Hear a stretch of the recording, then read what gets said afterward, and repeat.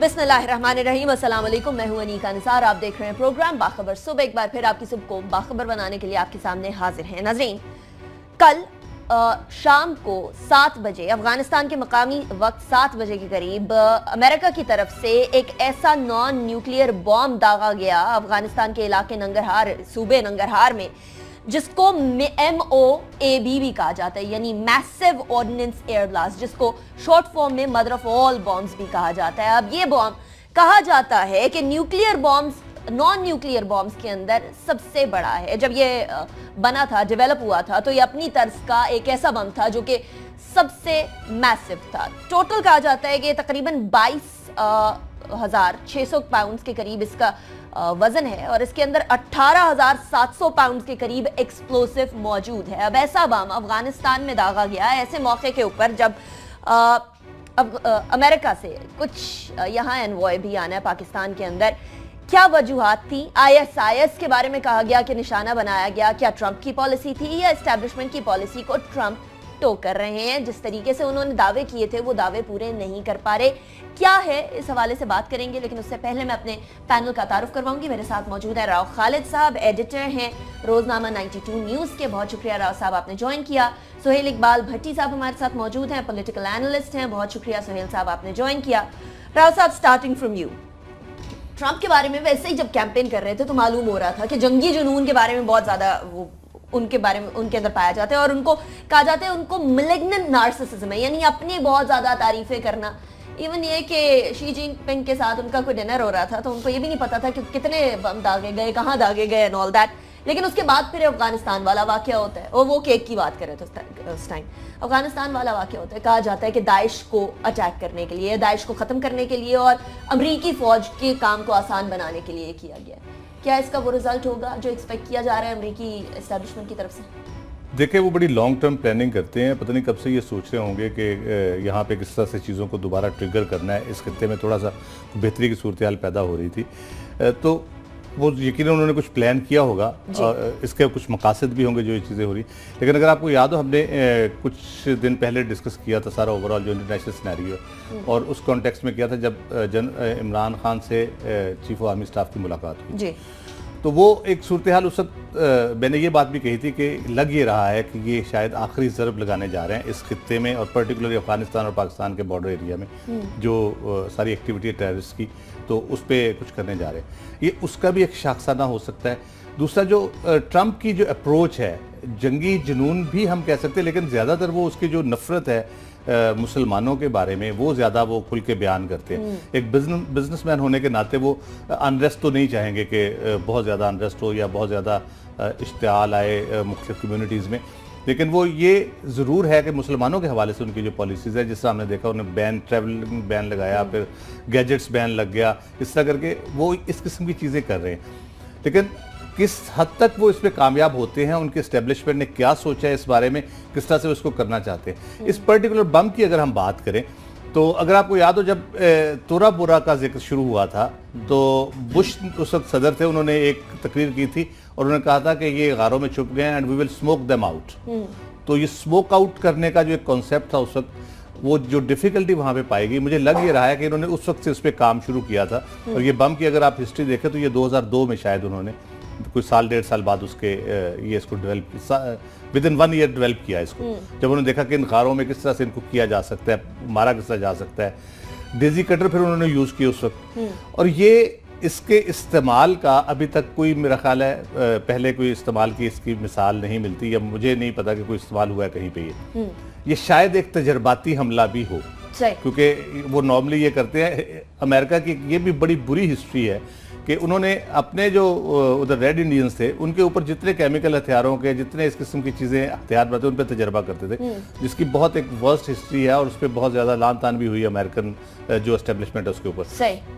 ये एक तजर्बाती हमला भी हो सकता है। लेकिन जो पहले मैंने बात की कि ये बुनियादी तौर पे इस खित्ते में जो एक वेव ख़त्म करने की बात हो रही है टेररिज्म की, जो हमने बहुत ज़्यादा जिस पे काम हम कर चुके हैं पाकिस्तान के अंदर भी, बॉर्डर एरियाज़ में ख़ास तौर पे नॉर्दर्न वज़ीरिस्तान और सदर्न वज़ीरिस्तान के इलाका में जैसे साफ़ किया, और जो हम वहाँ पे अपनी रिट कायम कर चुके हैं ऑलमोस्ट।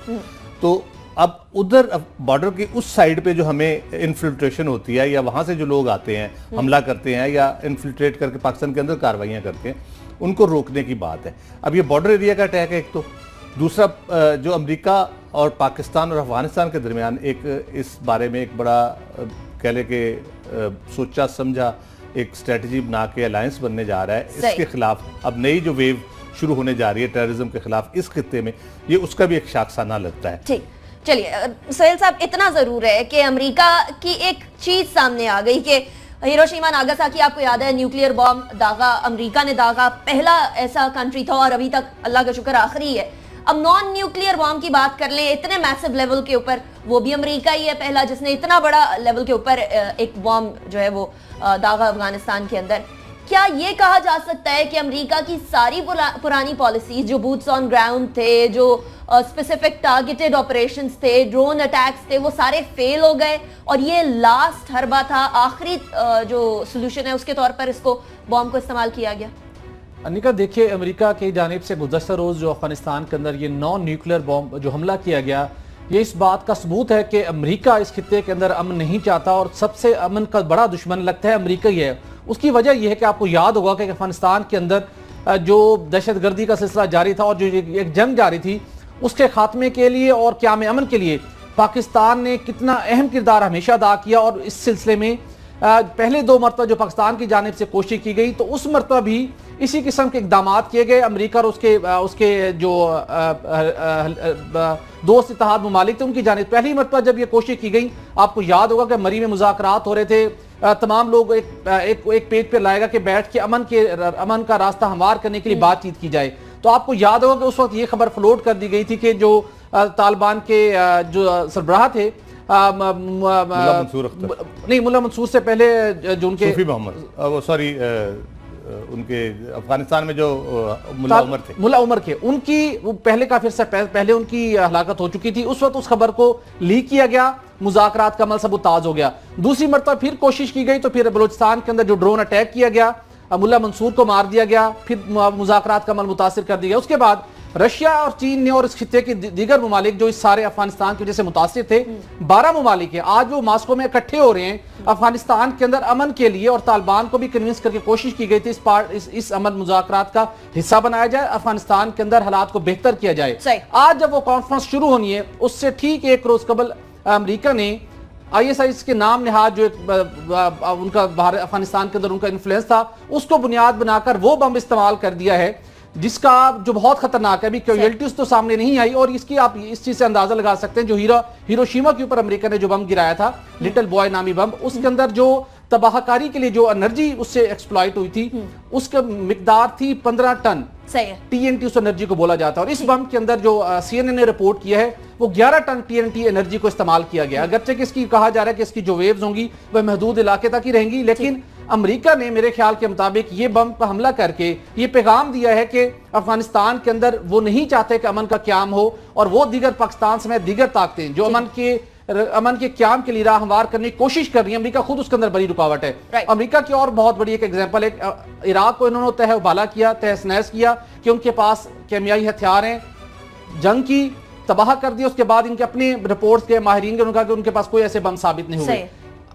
ابھی آپ نے ریسنٹلی شام کے اندر اٹیک کیا, تو امریکہ لگتا ہے ایسا ہے کہ دنیا کو ایک بڑی عالمی جنگ کی طرف دھکیل کے لے جانے کی کوشش کر رہا ہے, اور جو ممالک امن کی کوشش کرتے ہیں ان کو سبوتاژ کرنے کے لیے امریکہ ہی سرفہرست دکھائی دیتا ہے. یہ بڑا خطرناک ہے. اس ٹائم پر عراق کے بارے میں جب ٹونی بلیئر تھے اور بش تھے اور IAEA کے سربراہ البرادی تھے, ویپنز آف میس ڈسٹرکشن, اتنی باتیں کی گئی کہ سارے کو کنونس کر لیا گیا کہ واقعی میں عراق میں ویپنز آف میس ڈسٹرکشن ہے. کیا افغانستان کے حوالے سے اگر اس طرح کی باتیں کی جا رہی ہیں اور ISIS کی وہاں موجودگی ہے, تو کیا بوٹس آن گراؤنڈ وہاں جو تھے آلریڈی وہاں سولجرز موجود ہیں امریکہ کے, کیا وہ ناکام ہو گئے جو اس بم کی ضرورت پڑی؟ یہ سوال آپ کے لیے چھوڑے جا رہی ہوں, لیکن اگلے ٹاپک کی طرف بڑھتے ہیں. اگلے ٹاپک کی طرف بڑھتے ہوئے افغانستان کی بات کرتے ہیں. افغانستان میں بھارتی اثر و رسوخ بہت زیادہ ہے, اور بھارت کی ایما پر کئی پاکستانیوں کو جاسوس ڈکلیئر کر کے وہیں قید کیا ہوا ہے, اور اب پاکستان کو یہ کوشش کرنی ہوگی کہ ان پاکستانیوں کو واپس لے کر آئے. سہیل صاحب, اس حوالے سے کیا کوششیں جاری ہیں؟